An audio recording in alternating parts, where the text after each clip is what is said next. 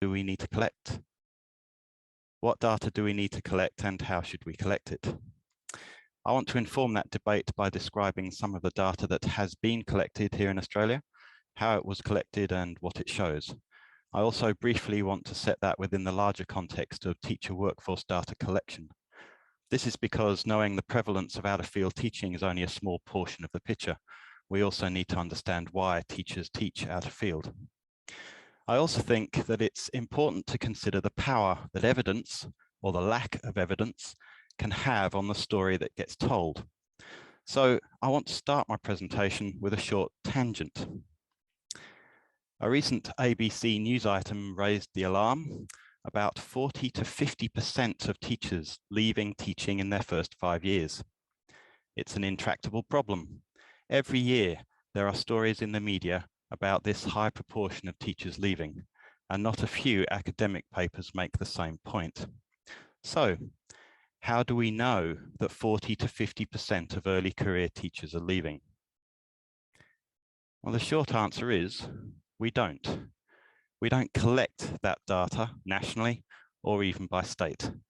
A state government or a state Catholic sector may have some internal data, but on the whole, there's no public available data. I raise this because the lack of data has led to assumptions being made for which there is no evidence. The lack of data also leads to an oversimplified conversation. If we had real data, we wouldn't be using a single figure because the teacher workforce is more complex than that. At the very least, there is likely to be a different attrition rate between primary and secondary teachers, and probably very different reasons for those attrition rates as well. Perhaps most importantly, without real evidence, we can't know if any policies aimed at lowering attrition rates are working. The same reasoning applies to out-of-field teaching. Thankfully, in this space, the conversation is already nuanced. There has been some data collection, and we have real evidence on which to build policy responses. As Linda mentioned, the definition of out-of-field teaching is complex, and how we define it will have an impact on the data we collect and on the proportion of teachers judged to be out of field. So, here are some definitions that have been used in Australia to date.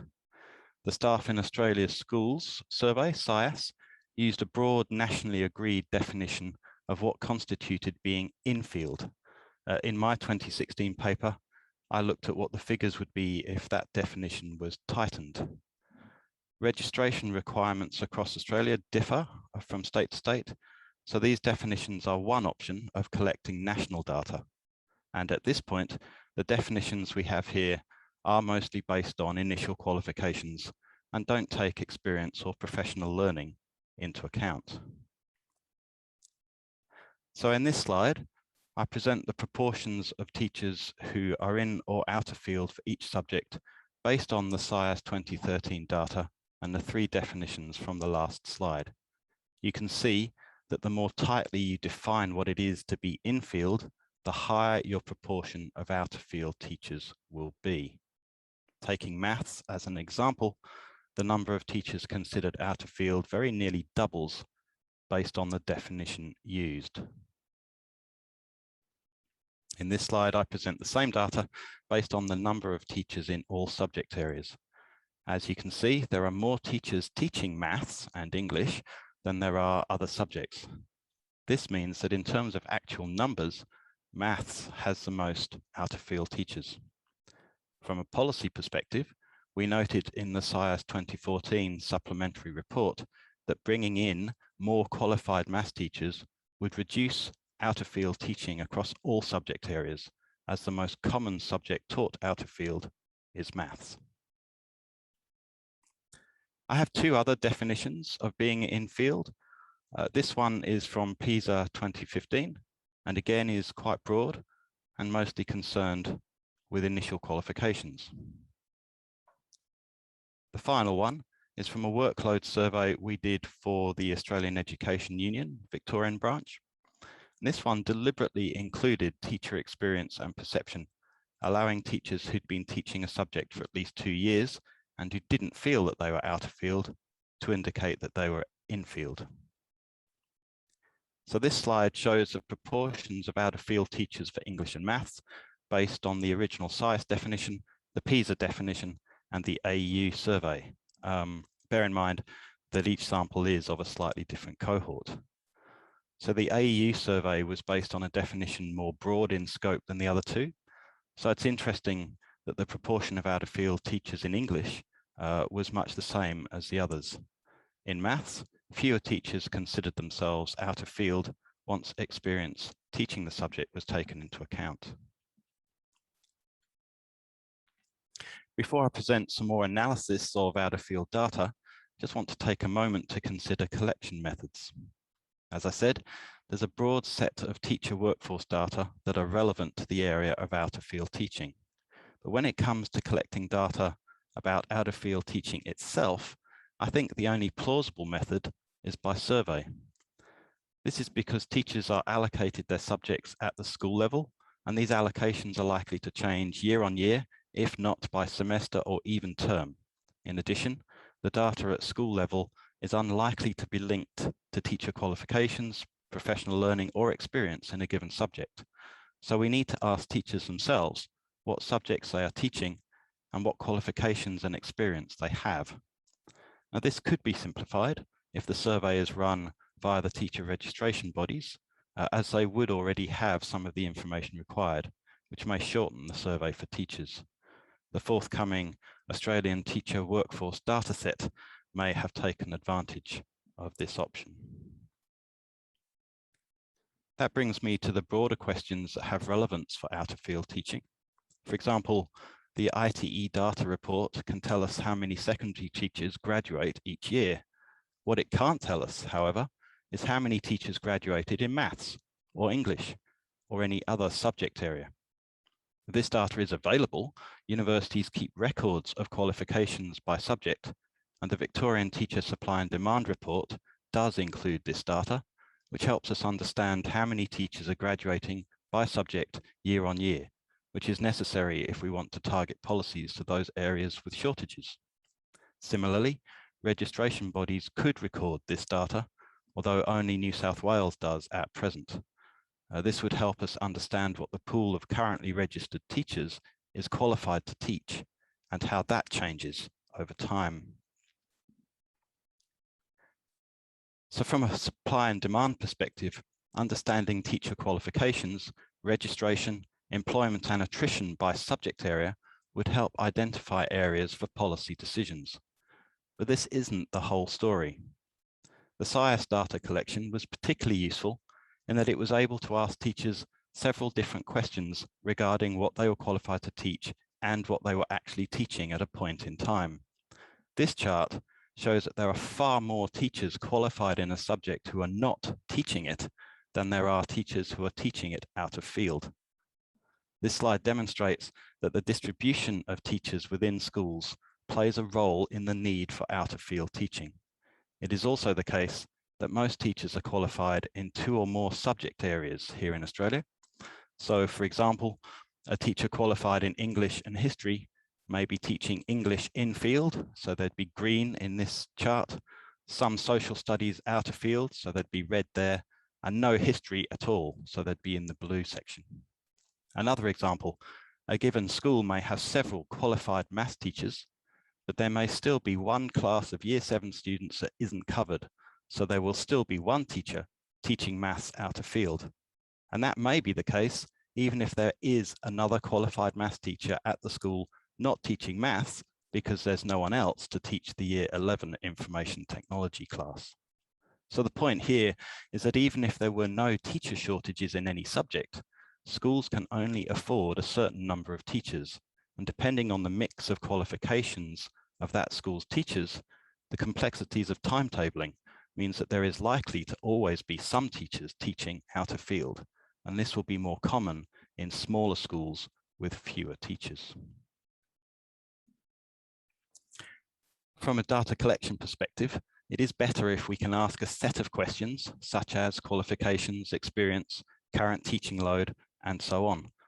But more questions does mean a longer survey, which is why the survey for the AEU included experience in the definition of in-field teaching.